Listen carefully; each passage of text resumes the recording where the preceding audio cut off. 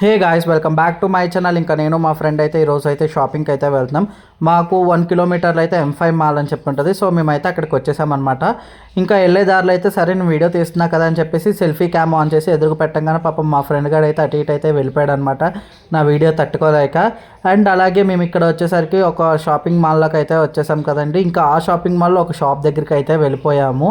ఇంక ఇక్కడ ప్రైసెస్ చూసుకుంటే చాలా అంటే చాలా బీభత్సంగా ఉన్నాయి. అండ్ నేను మీకు ఒక ఎగ్జాంపుల్ చూపిస్తాను చూడండి. ఇది వచ్చేసరికి 99 రూపీస్.